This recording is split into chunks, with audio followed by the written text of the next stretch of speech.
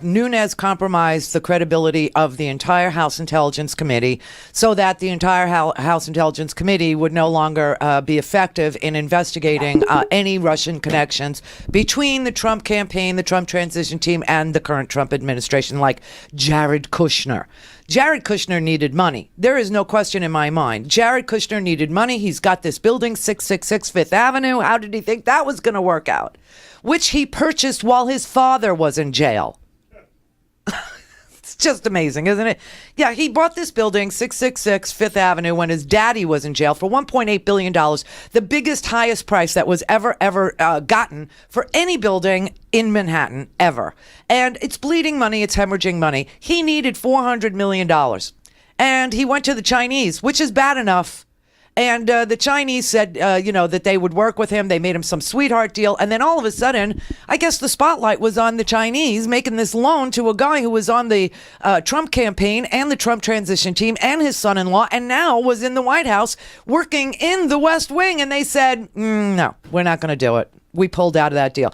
And so Jared needed money. And obviously, there was a bank that's under U.S. sanctions that needed U.S. sanctions lifted. So you have a meeting of the minds. You have one Jared Kushner who needs $400 million, and you have a Russian bank that needs sanctions lifted. And the two of them said, hey, let's get together and talk. Now, they both have conflicting versions of what happened. The Russians say, oh, no, we met with Jared Kushner as a businessman, to talk about, the Kushner industries. Meaning, yeah, we were there to talk to him about the money that he needs.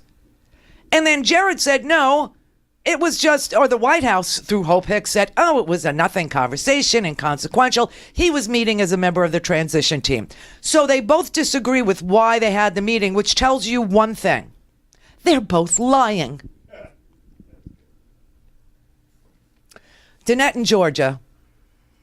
Hey, Randy. Hi, Danette. So, hi. I really appreciate you dealing with the Maxine Waters and April Ryan situation. Mm-hmm. The thing that really pisses me off about it, one, it's the racism that black people have to deal with all the time.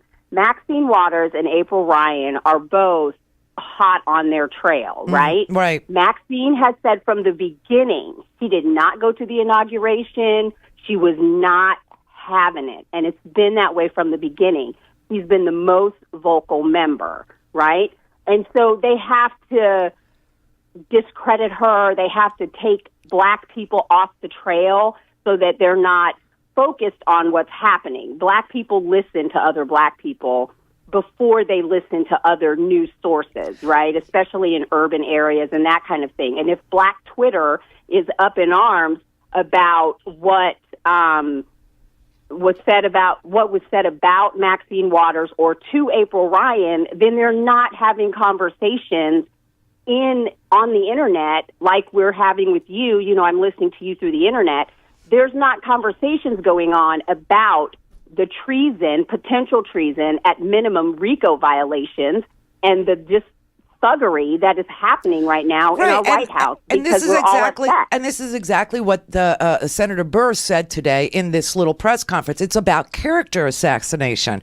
They subvert, they bomb the crap out of anybody that gets near the truth, right? So they go after Maxine Waters. Everybody knows women are sensitive about their hair, especially black women. And if you don't know that, Danette, you can back me up. You don't talk about a black woman's hair. Period. You just don't. I mean, Chris Rock did an entire movie about it. It was the best way to communicate to people why black women are so sensitive about their hair.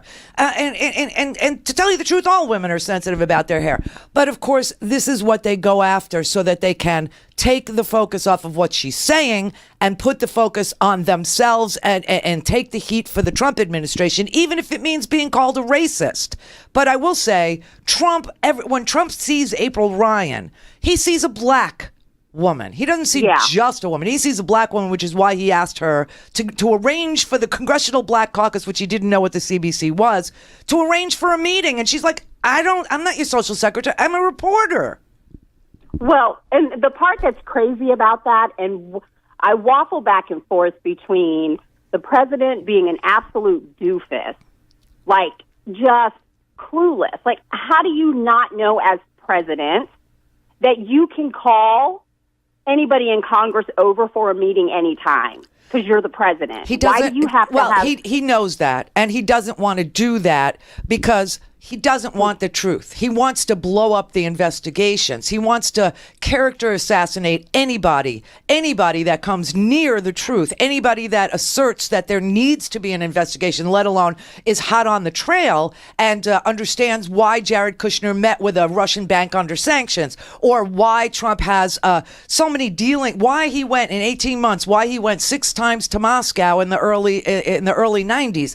I mean, people understand he was trolling for money. People get that he was in bankruptcy and he needed foreign sources of cash. People understand he took a loan from a Deutsche Bank, and now his Justice Department is investigating Deutsche Bank, and he can make it all go away. I mean, everybody gets that. The reason why he goes after people, the reason why he called everybody by a name, okay, think about Little Marco and Lion Ted and Crooked Hillary. And that nasty woman. Yes, is because it takes the focus off of policy and off of facts, and it puts the focus on people's character.